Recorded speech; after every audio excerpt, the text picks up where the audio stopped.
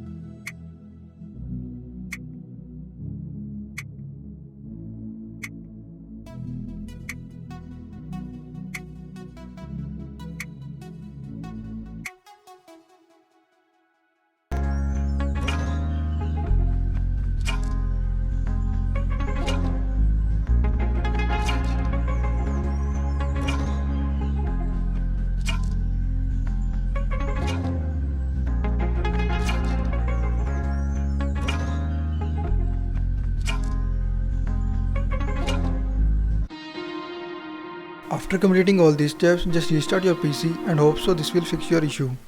So that's all for this video, and just don't forget to subscribe. Thank you for watching.